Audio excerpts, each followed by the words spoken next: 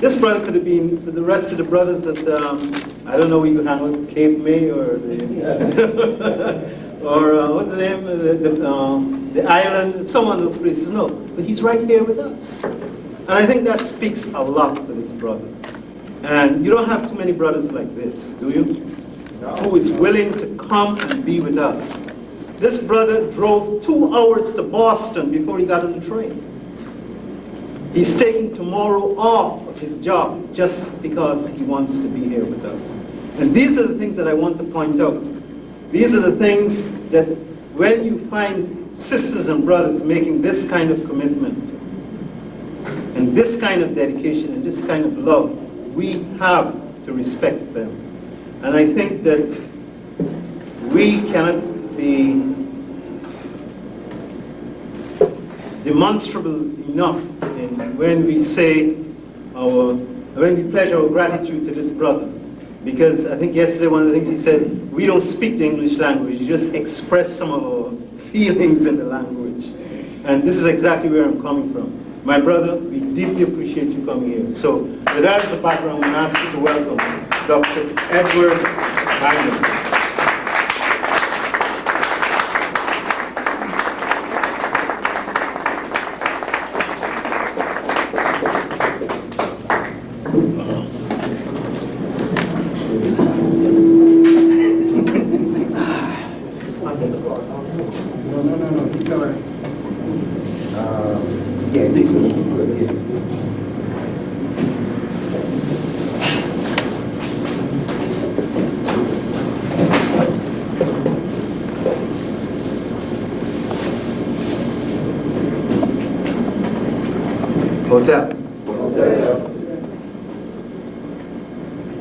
Well, first I want to thank African Echoes for inviting me here to speak tonight, and also to thank the elders, both male and female, who are with us tonight and sustain us.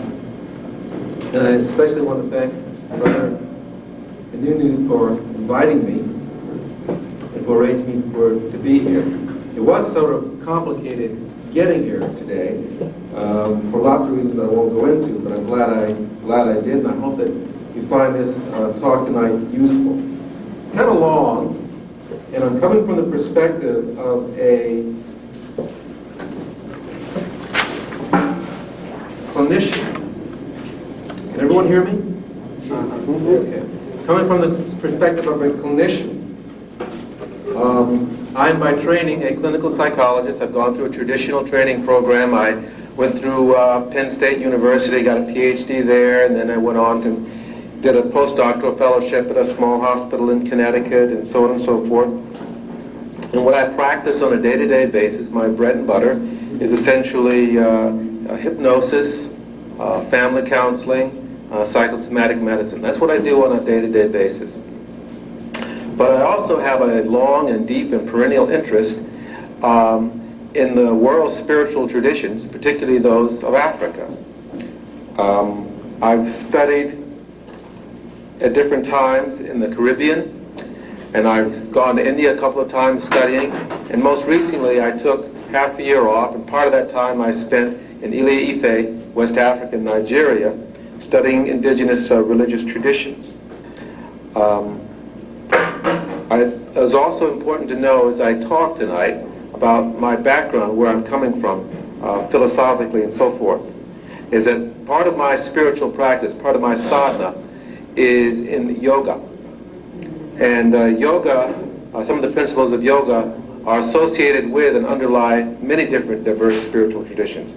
Not only those in Africa, but also those in India, and as many of you know, there are very close historical and genetic links between the peoples of Africa and the peoples of India, particularly the Dravidian peoples. So in my work, I hope to bring together not only my professional, clinical, scientific, etc. training, but also my own personal blood interest in the African traditions, because I have a firm belief, strong belief, that science is not our enemy, but it is the way science has been used in various ways that has made it appear to be our enemy. But we have to remember that we were the first scientists. And so we have to we have to harness, again, this great force. and bring it back to our own benefit and those of our people. So, that in mind, tonight I'd like to focus on some of the following. First, the origins of Homo sapiens sapiens, us, modern man, thinking man, and how this is basically an African phenomenon, and that it arose in Africa and then spread to other parts of the world. This is the scientific part of it. I'd also like to talk about the origins of the modern religions and the spiritual traditions of the West, particularly those in the three principal religions of the West. And I'd like to show that they are expressions and permutations of a deep, almost unfathomable African unconscious intuition of the way the world process works. The original early and later Western civilizations itself, as we'll focus on, are based upon an African template. These are all by way of introduction. These are all by way of setting the stage, because what I'd like to focus on mostly tonight, what my primary interest is this time around, is showing that the actual living biological and biogenetic force that is the root of religion and spiritual genius, the phenomenon usually referred to as Kundalini, a symbol of which many of you are carrying around your neck right now, is actually deeply interwoven in the human nervous system, and that human nervous system is based upon a certain kind of biochemical process, melanin and neuromelanin, that is intimately associated with the development of all peoples, but in particular African peoples, in the sense that we were the first peoples and are the template of all other peoples. Finally, I want to support the idea and the vision that human diversity and multiculturalism, as interesting and beautiful as they may be, and interesting, are merely surface permutations of a deep African primordial genesis. All the peoples in the world are variations of Africans, whether they like it or not.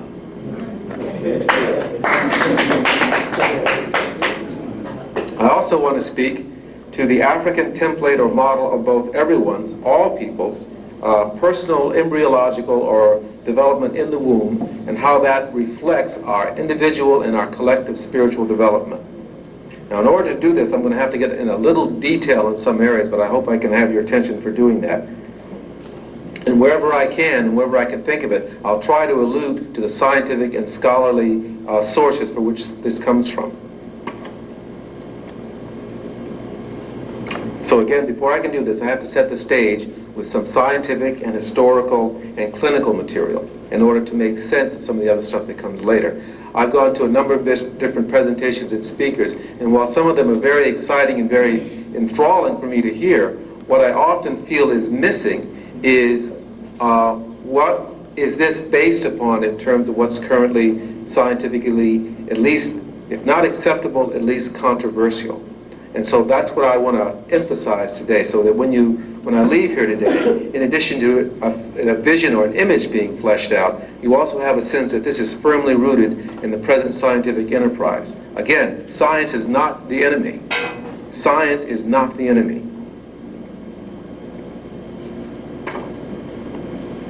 Now, archaeology, anthropology, paleontology, and most recently, population genetics and mitochondrial DNA studies have firmly fixed, there's no more debate about it, have firmly fixed Africa as the cradle of the hominid, that is the homogenesis, where we come from, the hominid line, and that Homo sapiens sapiens, all human beings are members of Homo sapiens sapiens. In other words, there are no different races, there's only one race, and the template of that race is sitting in this room today. And we have to keep repeating that, because it hasn't had the same kind of scientific and philosophical reverberations as it ought to have. It is the same import as when someone will say to you, or even a physicist will say to you, you know, all of this is light, all of this is made out of energy. And most people, yeah, I can dig it, that's okay, and they just go about their business. If you let that sink in, really it will blow you away that all of this is literally light. That's a very, and not only is that a very far out scientific idea, but it is the core of many spiritual traditions. But we have to psychologically let it permeate also through that the African type is the prototype of all variations of the human beings today. Our saga begins in terms of human development about 12 million years ago in the so-called Miocene age, the age of the great apes, with a small little creature called Ramapithecus. She was about 3 to 4 feet high. She lived in the savannas and part of the time in the trees. She was a vegetarian, lived in families, and so on and so forth.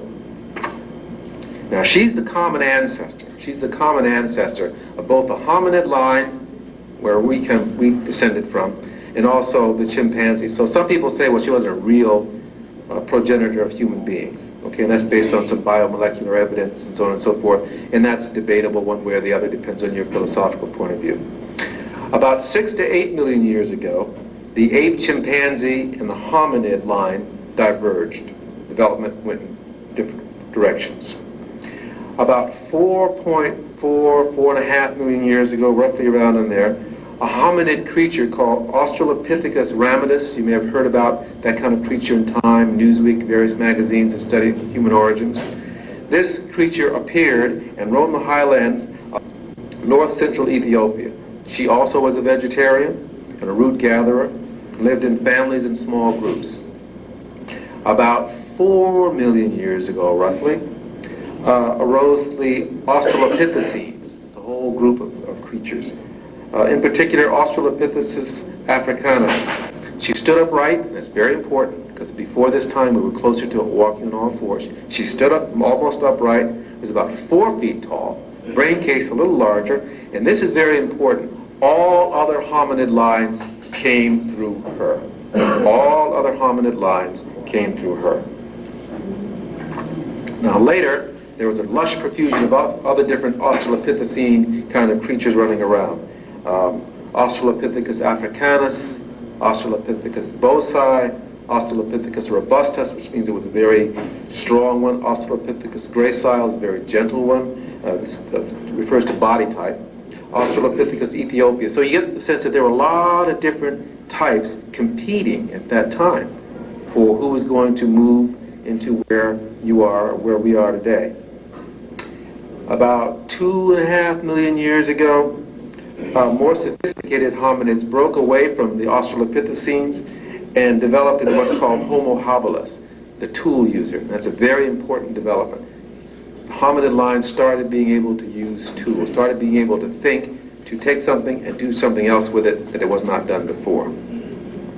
Other offshoots were around at that time, but they died out, and we really don't know why they died out. People speculate about climactic changes and so on and so forth, but we really don't know. Boskop man, the creature, he died out. His brain case was bigger than our brain case today. So it isn't about the size of the skull, and it may not be about the size of the brain. Okay? The general opinion today is it's more about the convolutions of the brain. Maybe, but there's also some indication that it's not only the convolutions of the brain, but also what the brain surface is composed of. There are also a lot of others. Homo rudolphus, who was there, died out. And lots of others that we don't even know about yet. The bones haven't been unearthed. A good source for this is Richard Leakey's book, Origins, and Johansen and Eddy's book, Lucy, the Beginnings of Human Evolution. Now,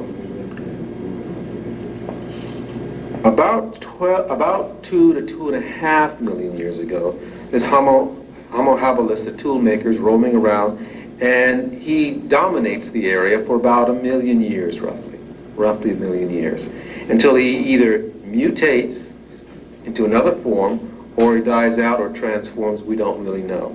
But 1.5 million years ago, the only hominid type around was one called Homo erectus, the man who stood up. The first time human beings or human types are standing up completely tall. And very importantly, he was the first hominid to travel out of Africa. Before this time, all the hominids are developing in Africa. They're not anywhere else. So that means the physical structure, the genetic structure, all the basic structures of what you think of as a human being, all of these developed within an African context. Homo erectus traveled out of Africa, and he's found all over the world, many places in the world, I should say. Of course, 1,700,000 years ago in East Africa, where she rose. 700,000 years ago in China, her bones are found. 700,000 years ago in Algeria. 500,000 years ago in Narma, India. Remember, fire is first domesticated in Africa. Crops are first domesticated in Africa.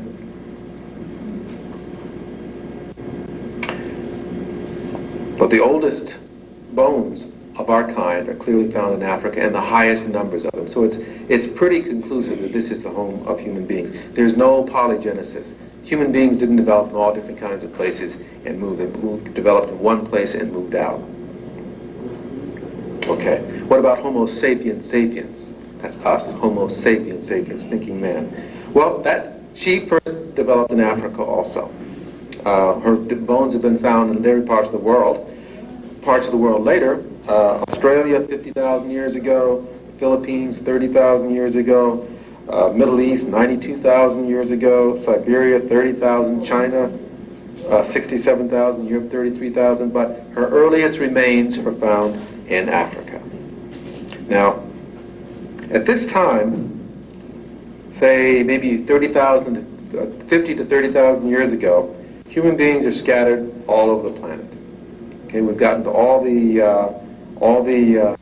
places on the planet except Antarctica. We've even reached the Americas by this time. Homo sapiens sapiens throughout the world at this time share certain characteristics. We're about 4 to 5 feet high, stand upright, use tools and fire, and very, very, very importantly, all are very dark-skinned or black. All. These are the ones in Europe, in Asia, in South America. All are black. And this is because of a simple, it's not so simple, but it is a well-established evolutionary law. It's called Glosser's Law. And it states that all mammals reared in near the equator, that is a hot and humid climate, must have dark skin for adaptation to the sun's ultraviolet rays. It is merely adaptational. So, we have 50,000 years ago, all over the planet, one race, and that race is black. Thus, all stages of Homo sapiens sapiens in this room today arise in Africa. All human stock is Africoid in its origin. And this is the result of computer analysis. We have our mitochondrial DNA computer studies, and we also have now the cross-mapping of human gene pool. There's a new book out, over 1,000 pages long with graphs and so forth. Meticulous analysis of the gene pools, cross-fertilizing of all the peoples of the earth. It's the history and geography of human genes by Calvelli, Sephora, Mendoza, Piazza. It came out last year at Princeton University. It is definitive. It's quite clear. So we're all one species. This is the prototype. This is the template. And racial diversification is a relatively new phenomenon. Human beings have been around for at least 200,000 years in our present form, and maybe 500,000. And only in the last 25 to 30,000 years has there been different types of human beings. I want you to please note something. That the Neanderthal man was not a Homo sapiens sapiens. He was a Homo sapien. He was not a complete man from our point of view. He had a lobe missing in the brain, so certain information he could not process. But he survived from 300,000 years ago to about 50,000 years ago. And he died out. Why he died out? No one really knows. But he died out. He traveled out of where he was born. And he may have generated in Africa. It's unknown. He may have generated in Europe. It's unknown. His bones are found everywhere. But one thing is interesting about him, or many things are interesting about him, is that he oftentimes buried his dead. And that indicates that he had some rudimentary religious or spiritual intuition. So religion and spirituality are older than necessarily than Homo sapiens sapiens. So we don't invent religion and spirituality. We uncover it. We discover it. It's already there. It's not a matter of constructing it. But Neanderthal was an evolutionary dead end. Nobody in this room has Neanderthal genes or Neanderthal blood in them. Really. This notion of an afterlife, I want to emphasize that, this notion of an afterlife and a rudimentary spiritual consciousness grows slowly in human experience over hundreds and hundreds and hundreds of millennia. But it only takes a quantum leap thousands and thousands of years ago in Africa, and this is associated with the cult of Osiris.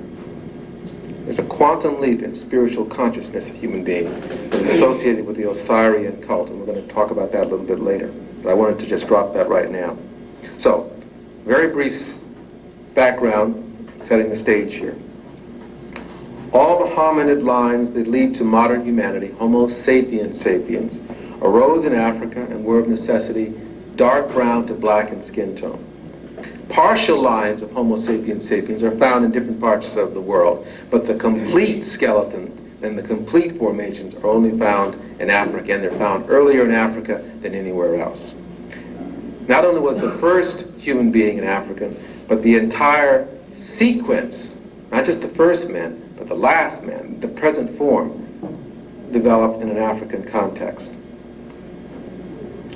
All humanity today is rooted in an African template, and there are only mutations of this form. There's no speciations. There are only mutations. Periodically you'll find someone who will bring up that argument again, and it's just bogus. It's just been ruled out by DNA and genetic analysis.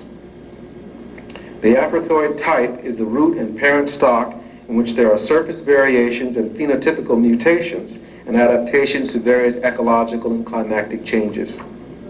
So, most of humanity's 3.5 to 4 million years, however far back you want to take it, 3.5 to 4 million year history as a hominid has been spent in an African cradle of unfoldment. Only about 12% of this has partially been out of Africa. This means literally billions and perhaps trillions of hours of conscious human experience has been in the African context. This leads to what I feel is an African template, the African basis for the generation and the speciation of the human being. This is the case for us morphologically, anthropologically, genetically, historically, and in deep psychic and spiritual ways also. See, the collective unconscious we hear so much about is at bottom the African unconscious. And this is the case also not only for African people, this is the case for European people, and this is the case for people in Asia, Japan, South America, and everywhere. The deepest levels of their minds also is an African structure, an African basis to the generation of their own consciousness. This is what's called in psychiatry and psychology the real threatened return of the repressed. Most nations, most cultures fear the darkness, and that's part of why that fear is, because it's the fear of one's own origin, the threatened return of the repressed. I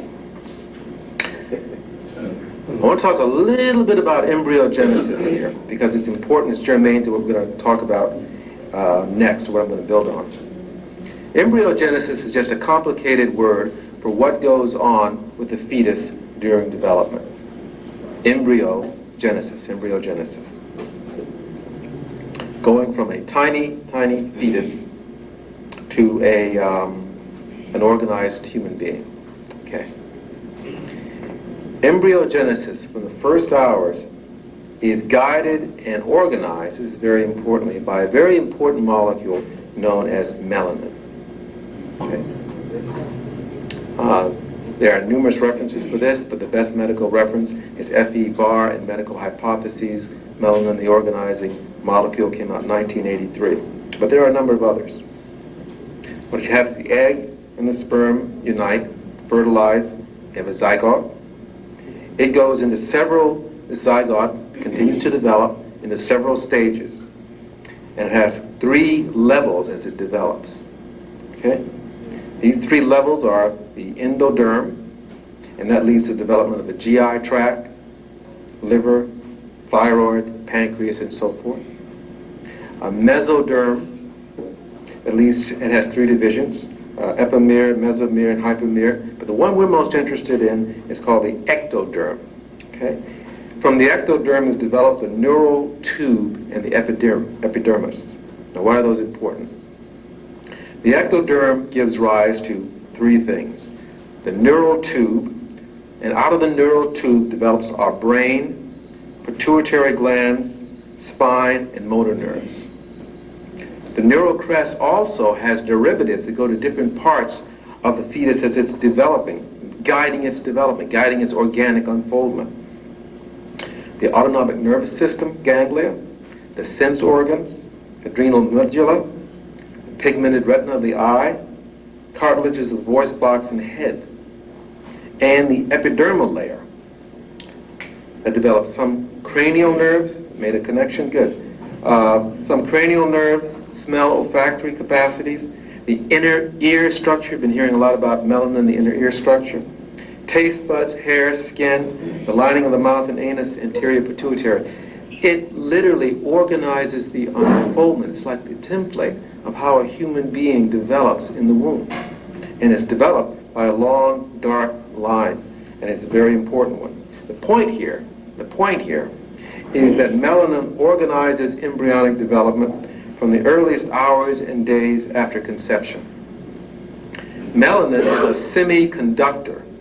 Melanin, in other words, absorbs light quanta and can transduce it to other phases of energy. In other words, it has the capacity to absorb heat and translate heat into sound, or translate sound into light, or any of those convert back and forth. It's a fairly unusual kind of phenomenon. Melanin may also be a superconductor, for those of you who are interested in physics or have a biological background. It may be a superconductor at room temperature, which is an unusual phenomenon. Still very controversial, and there's a lot of research in that area going on right now. I want to make this one real clear, though. Skin melanin is not the same as neuromelanin. There's a lot of controversy about that, and that's how one of the things the media likes to seize upon and blow out of proportion and say that many of us in this community misunderstand. No, we understand it quite clearly. Melanin and neuromelanin are not the same. People in this room have different amounts of melanin in their skin. And if you go to China, generally have different amounts of melanin in their skin. Europe, difference in variations. Neuromelanin is the melanin in the central nervous system. And that's pretty much the same for all human beings. There have not been any studies of showing a significant difference between members of the human family in terms of neuromelanin in their central nervous system. What is interesting about neuromelanin also, however, is that neuromelanin increases as you rise up the evolutionary scale. In other words, different mammals have a certain amount of neuromelanin in their central nervous system. Okay? And you go to the primates, which are higher up in the evolutionary scale, they have each percentage more neuromelanin in their system.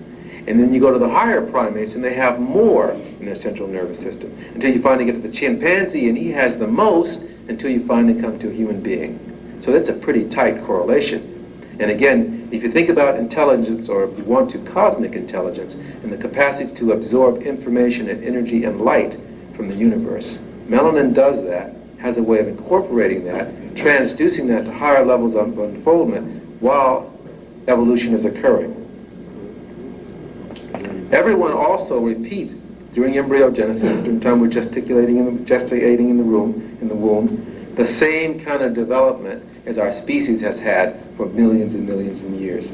In psychology and psychiatry, this is referred to as ontology recapitulates phylogeny. It's a nice sounding phrase for talking about how things repeat themselves. The history of the race, to some extent, is repeated in the history of the individual.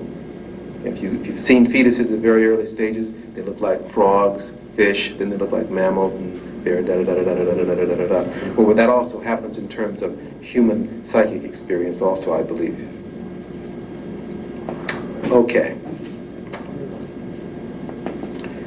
Finally, I want to say that, and I'm not alone in this, that just as in the embryo, there's obviously some kind of intelligence going on that helps this embryo evolve, because it's a pretty sophisticated process of how an embryo comes from a very simple to a very complex state.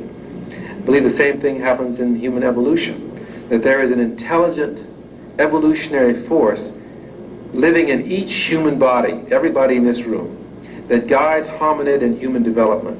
It is expansive in nature, and selectively adapts to wider and wider circumstances, leading to greater and greater realms of awareness, consciousness, and expressive behavior in the world. We're going to return to that. And I want to jump over to another area and set a pillar so that we can have a firm foundation for what we're going to talk about next. Now, a brief foray into history and archaeology before we plunge into the psycho-spiritual dynamics of Osiris and Kundalini. By 15 to 20,000 years BCE, the Earth is populated by different tribes of Africoid human beings undergoing various degrees of skin, hair, nose, eye adaptations, and so forth. Those Africans who went into Europe, often called the Grimaldi Negroids, after a place the bones were found in Grimaldi, Spain, become the foundation for the later European races, the Alpine and so forth, European races. They are isolated in the ice. In order to adapt, those Africans have to undergo certain surface phenotypical changes. The nose elongates over time, and that's adaptive because it helps warm air coming through the nose and goes into the lungs. More clothes are worn, the sun hits it less, also the skin gets lighter. There's a whole involved sequence about metabolism of vitamin D, which is much too complicated to get into in the short time we have, but that contributes to the change in the lightening of the skin. Also, white skin is more adaptive to cold climates. It is much more resistant to frostbite than dark skin. During the Korean War, African American soldiers had 3 to 4 times as many frostbite cases as white soldiers did. Why? Because black skin does not deal as well with the cold as white skin does. It's merely an adaptation. The hair gets longer to protect the body, and that there's a thicker body built to retain heat. Okay. The lobe, as I say, gets longer, more narrower. There are lots of just surface adaptations that occur. Cross-mingling is common, and commerce is fairly common during this time. But at this time, 15, 20,000 years BC, there's no written script to speak of. There's no metallurgy really to speak of. There's experimental with crop farming mostly in Africa, and cattle domestication also in Africa. Now, African tribes have migrated to Europe, Asia, Australia, the South Sea Islands, Japan, and even over into Bering Straits, into both North and South America, again everywhere except Antarctica. Then a new quantum leap in human consciousness begins with a cataclysmic change in the ecology. The great lush Sahara, once full of lakes, rivers, varied animal life, begins to dry up. We have satellite pictures of this now, where we can clearly see the outline of lakes, riverbeds, and so forth, this huge complex in the Nile Valley. It began to dry up. That was a cataclysmic change. It was also during that time when the Nile Valley was very lush that the Sphinx was built. If you look at the base of the Sphinx, it has a lot of water erosion marks. You don't get water erosion marks in a desert. It was built during a time in which it was lush with animal life, which indicates that there was a very high civilization prior to what we even know in Egypt and Nubia. A reference for this is Serpent in the Sky. Oh, there's also, interestingly enough, a video out about this. And I've seen the video, and most of it's pretty good, but even the video skirts some of the issue. It can't quite cut to the idea that these were African peoples. They sort of talk around it, and you can read through the lines, but they just don't quite come out and mention it. And it's most obvious when they're talking about the space of the Sphinx.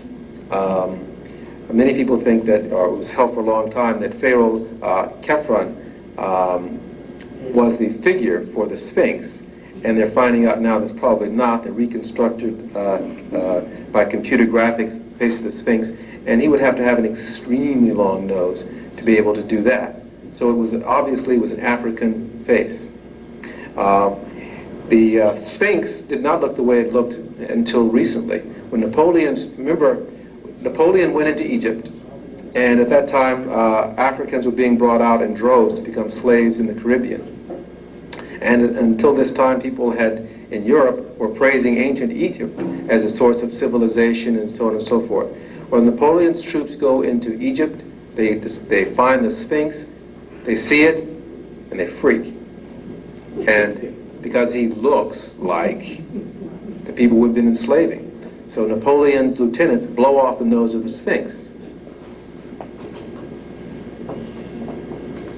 It's a threatened return of the repressed. And philosophically at that time, European scholars become significantly less interested in classical Egyptian civilization, and they begin to get interested in ancient Indian civilization, and begin talking about Indo-Aryan civilization. So racism is not just the province of, also very much among the academics, except when the academics do it, they smile. So about 10 to 15,000 years ago, or rather 10 to 12,000 years ago, great migrations from the west and center of Africa began, leading to a confluence of commerce and cultures around the Nile Valley. There are not hordes of people coming in from the Middle East into Africa at this time. There are trickles of people, but not huge numbers. And there are not tremendous numbers of people coming in from Europe into the Nile Valley. This is the movement from the indigenous peoples of Africa to create that civilization. Nubia arises in present-day Sudan and the Ethiopian highlands. The first written experiments with scripts appear in Nubia.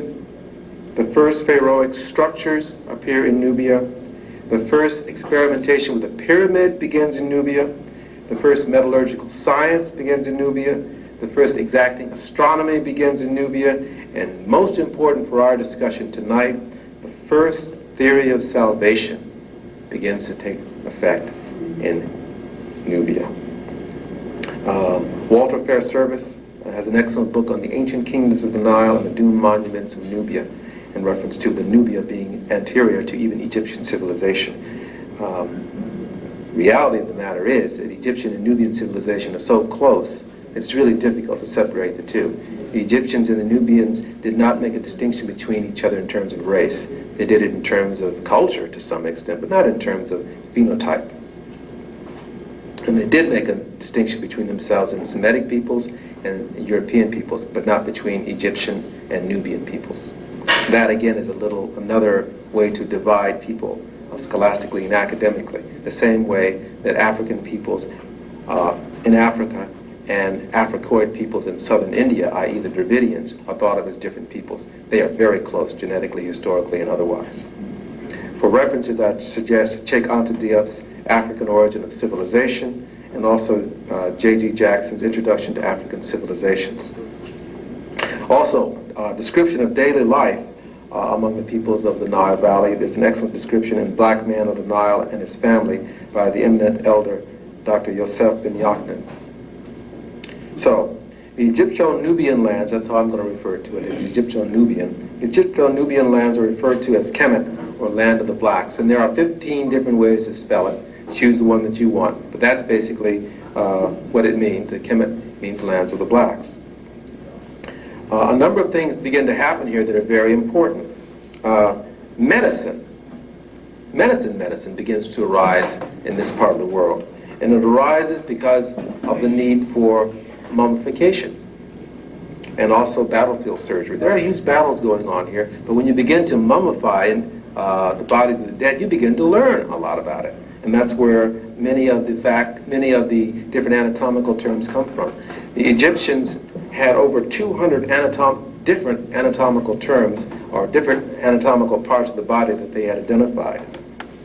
Dr. Charles Finch's book, a physician, Dr. Charles Finch's book, African Background to Medical Science, is an excellent book on this area. Also, if you want to go to the pirated originals, it's now called the Edwin Smith Papyrus, not because Edwin Smith wrote it, but because he happened to be an Egyptologist studying it, came across the manuscript, and took it back for, quote, safekeeping, unquote, to his museum, and it's referred to as the Edwin Smith Medical Papyrus. But it documents over 200 different anatomical terms. They were very sophisticated medically. Surgery was practiced, and even an early form of neurosurgery called trepanation, where you open the skull to relieve pressure on the skull. Exacting medicines were used, special prescription, subsidies, subspecialties that have arisen during this time, and obviously great philosophers during this time. What I want to emphasize right here, though, during this time, is that during this time in ancient Egypt is the discovery of the unconscious. The discovery of the unconscious was not the discovery of Freud and Jung in the latter part the early part of this century and the latter part of the last century. No, it was not. It was a rediscovery. And both, by the way, Freud and Jung said this. They knew that and they said so. But they discovered, the ancient Egyptians discovered the unconscious. One of the things that is important about the unconscious, if you're a clinician, you know that it's not enough to know that somebody had an unconscious mind. You need to be self-aware that there's an agency of the mind that is influencing the behavior outside of awareness. That is the unconscious element of the mind, instead of just going along and having it. So it's a matter of being self-reflective, self-aware, deducing that it's really there. The unconscious in ancient Egypt is referred to in two ways. It's referred to as the Amenta, or the all-black underworld of images, forces, beings, and symbols of the mind. It is a way to think about all these processes going on in the mind, arising and falling and influencing one's life and one's experience.